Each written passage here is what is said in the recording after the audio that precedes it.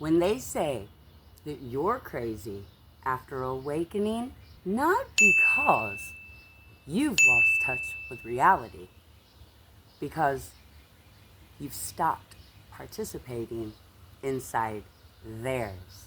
Welcome back, Soulshine. I am Sarah Sigma. This is What the Frequency. Today, we're going to talk about something almost every awakening soul experiences. No one really prepares us for. What happens when your healing becomes inconvenient for the people around you? Because that's when shit gets real. Everybody loves healing in theory. Everyone posts the quotes. They share the memes. Everyone talks about growth. They all say that they support your journey till your journey requires them to change too. Then suddenly you're different. You're selfish. You're difficult. You're cold. You're too much. You're brainwashed. My personal favorite, you're fucking crazy. Friend, the moment that you stop volunteering for emotional hostage situations, people get weird. The moment that you stop rescuing grown adults from the consequences of their own choices, people get weird. The moment that you stop apologizing for existing, people get weird. The moment that you stop shrinking yourself to fit inside somebody else's comfort zone, people get really fucking weird. Here's why. Because some people don't actually want a healed version of you. They want a manageable version of you.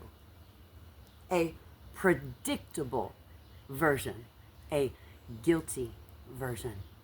A version that can be manipulated through obligation. A version that says yes with their compliance when their entire system is screaming no. A version that abandons themselves so nobody else has to feel uncomfortable. When that version finally croaks, they call it your breakdown. You call it your breakthrough, your rebirth. Let me share a little something with you. I remember the first year of my prison sentence, acclimating to an experience where almost every choice I once had was removed and replaced with a strict set of policies and procedures. Stats say that an average American citizen living their life makes up to 35,000 decisions each day. 35,000. The average maximum security inmate has a few dozen choices within the same period. A few dozen from over 35,000. Such a mind fuck, really.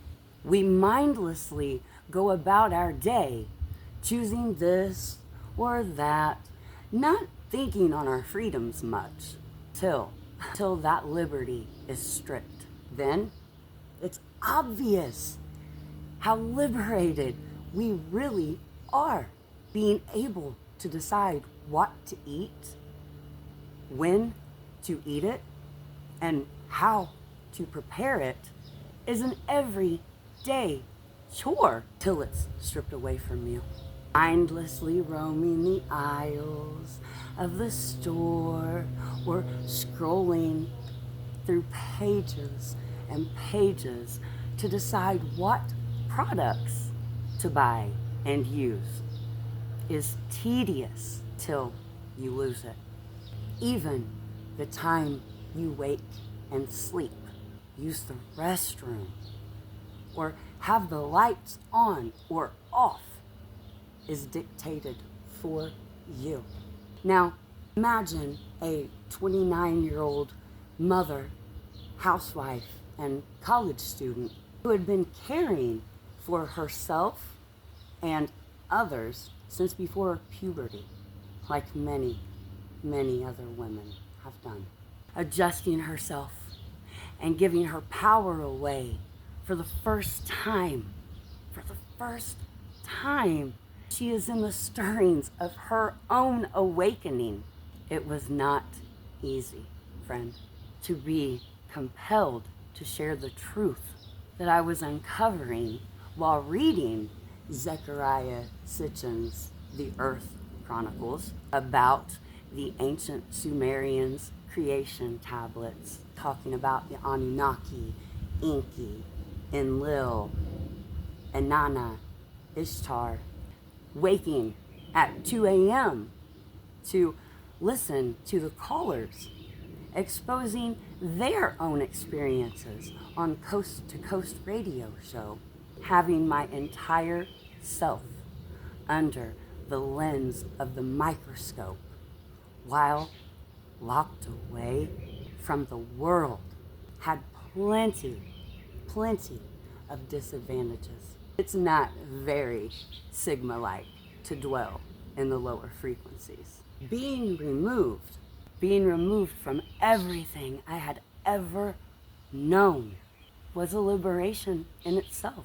Us light workers really know how to take it on the chin and see the silver lining.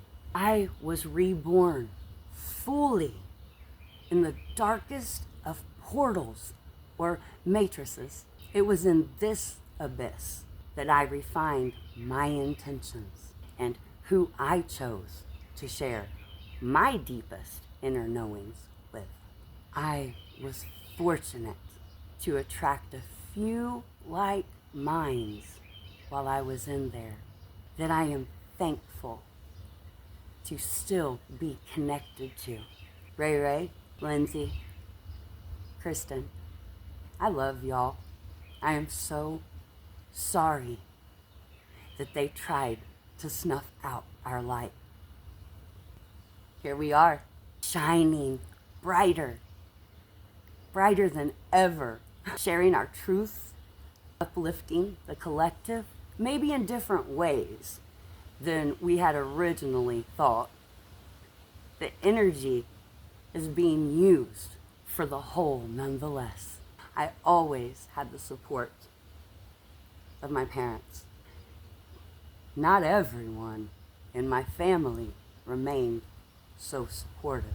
Definitely not so understanding. See, people interpret your growth through the lens of their own consciousness, their fears, their wounds, their expectations, their pain, their unmet needs. When someone witnesses your freedom, even being physically trapped while remaining locked inside their own patterns, your liberation feels like rejection, not because you're rejecting them, because your existence becomes evidence that they could choose differently too. That realization, friends, that can be uncomfortable as hell. Now, hear me clearly. Not everyone who misunderstands you is malicious. Most aren't.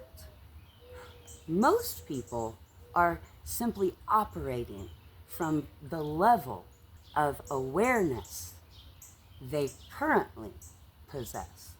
Being hurt does not give anyone permission to spread false information. Being disappointed does not justify manipulation. Being triggered does not excuse character assassination. Pain explains behavior. It does not excuse behavior. A whole lot of people have confused these two things. The hardest realization of my healing journey wasn't in discovering who I was. It was discovering who benefited from my not knowing. That one kicked me square in the teeth. Because when you're awakening, you think everyone who loves you will celebrate your growth and your healing. One day you realize some people loved your wounds more than your healing. They loved your guilt. They loved your availability. They loved your inability to say no. They loved your self-sacrifice. They loved your people-pleasing. They loved your willingness to rescue them.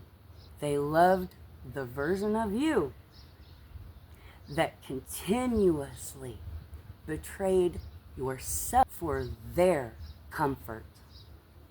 When that version ends, their love suddenly feels different, because sometimes what people are attached to isn't you. It's the access they had to you. It's the role you played. It's the benefits they received. It's the control that they possessed. Excuse the train. That's a brutal realization. The people most upset by your boundaries are often the people who benefited most from your lack of them. Read that again. Healthy people don't fear healthy boundaries. Don't panic when you say no. Healthy people do not require your self-abandonment to feel loved. Only people benefiting from unrestricted access view boundaries as betrayal. Everybody else calls it maturity. I have plenty of experience in the boundary setting and enforcing arena. Entering therapy at 7 years old to address the trauma of a broken home prepared me to do so from a very tender age. I learned so early in life that the only thing I had control over was myself. Then I had my daughter at just 15 years old. Every unhealthy shadow that I had raised her.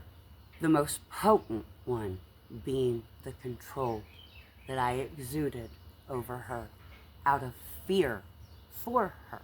From the most loving, dedicated space in my heart, I yelled and lashed out and controlled every single tiny thing her entire childhood, ensuring that she had a completely different experience than I did. My intentions were pure. However, the heart that handled it was not. Raising her from my shadow did make a way for her to achieve or not achieve every goal that I had for her life. No teen momming, no addictions, graduate from high school, and be a productive member of society. Check, check, and check. Done. Doing so from my shadow instead of a healed version resulted in another adult parenting from their shadow. Now that I am healed, it's easier to recognize where another needs growth. Having adult kids removes any ability to guide them mandatorily. Healed parents raise whole kids. That shadow, though, it leaves some work to do for the next generation. If it's left unhealed, the next generation and the next. Here's another realization. Some people, they don't miss you. They miss what you did for them. Damn, that one hurts too. They don't miss you. They miss the emotional labor, the free therapy, the financial support, the constant availability, the endless forgiveness, the predictability, the version of you that never challenged them, the version of you that absorbed their chaos because they confuse access with love. They think that boundaries are punishment. They're not. A boundary is very simply where your responsibility ends and theirs begins. That's it. Nothing more, nothing less. For years, I tried explaining myself, defending myself, clarifying myself. Does anyone else feel this way? Which one did you spend the most time doing? Correcting rumors, addressing accusations, trying to make people understand. So one day, I realized something life-changing. The people dedicated to misunderstanding me, they weren't confused. They were committed. There is a difference. Confused people seek clarity. Committed people avoid it. Confused people ask questions. Committed people make assumptions. Confused people, they want truth. Committed people, they want confirmation. Once I understood that, I stopped auditioning for a role in somebody else's story. I became the main character and the author of my own. Now let me get personal, if I haven't gotten personal enough yet. There are very few people alive who genuinely know me. I've spent years largely living as a hermit. Before that, I lived out of state. Before that, I spent 5 years in a max security prison in Indiana. Before that, I was an entirely different human being. I had the walk-in experience. We'll go through that. I've talked more about it in other videos. Some of you knew Sarah Swails. Sarah Sigma? Sarah Sigma is not the same woman. Allow me to reintroduce myself.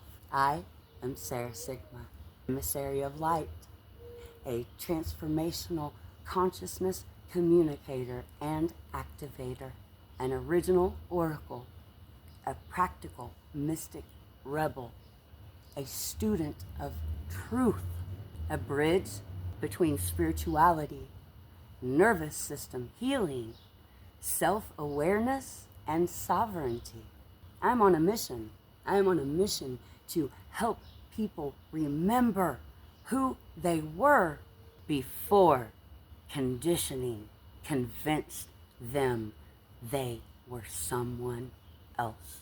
My intention is not to create followers. My intention is to create sovereign humans. My highest service to the collective is helping people reconnect with themselves deeply enough they no longer require permission to exist as they are. That is my mission. That is my purpose. That is my work. Healing has a price that's not financial. Let's stop pretending otherwise. Healing costs relationships, not because healing is wrong, because healing dissolves unconscious contracts. The contract that says stay small, the contract that says stay guilty, the contract that says stay available, the contract that says stay silent, the contract that says carry everyone else's emotions, the contract that says abandon yourself to keep the peace. When those contracts end, some relationships end too. That's okay, because people will often forgive you for being broken far faster than they'll ever forgive you for healing. I'm so powerful when you're healed that you reflect to them their indecision and cowardice in avoiding the healing themselves. Your brokenness makes them comfortable. Your power forces reflection. Why haven't I healed? Why haven't I changed? Why am I still repeating this cycle? Why am I still blaming everyone else? Why am I still comparing myself to others? Why am I still judging what they're doing, seeing, saying, receiving? Why am I waiting for someone else to save me? Your transformation becomes a mirror, like I said. Not everybody likes what they see in that mirror. The mirror isn't the problem. We know that. The reflection is. Which brings me to something deeply personal. My daughter is in a chapter of life that I do not understand and I cannot control, especially now that she's 29 years old herself. I cannot heal for her. I tried. I cannot choose for her. I tried that too. I cannot grow for her. Been there. I cannot save her from herself as hard as I have tried. I cannot. If you're listening while struggling with an adult child, parent, sibling, friend, or partner, hear me. Love does not require control. Love does not require agreement. Love does not require self-abandonment. Someone's love looks like letting people have their own experience, even when that experience includes misunderstanding, even when it includes blaming you, even when it includes believing things about you that aren't true. Because every soul eventually reaches a crossroads, the crossroads between projection and accountability. Nobody can walk that road for them, not even you.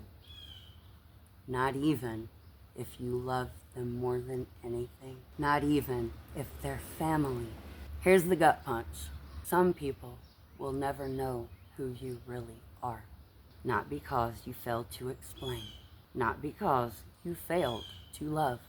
Not because you failed to show up authentically.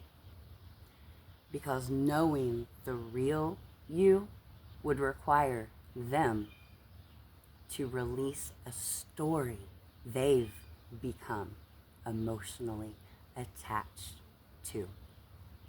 Some people would rather protect a story than to embrace the truth. That's not your burden to carry. Here's where I stand today. I remain responsible for my character, not another person's narrative. I remain responsible for my actions, not another person's interpretation. I remain responsible for my integrity, not another person's opinion. Those who truly see me will recognize me. Those who do not are on their own journey. I choose peace over proving, truth over performance, self-respect over approval, and myself over self-abandonment. Because abandoning myself has never once created peace. It only delayed the inevitable conflict. If you've spent your life carrying everyone's emotions, carrying everyone's expectations, everyone's perceptions, everyone's stories, this is your permission slip. Put the fucking weight down. Put it down. You were never meant to carry the world. You were never meant to shrink so that everyone else could remain comfortable. You were never meant to spend your life proving your goodness to people committed to misunderstanding you. You were only meant to live your truth with integrity and let the rest sort itself out. I am Sarah Sigma. This is What the Frequency, a place where remembering is sacred, healing is rebellion, love is the frequency that never, ever fades. Till next time, stay awake, stay gentle, and stay harmonic.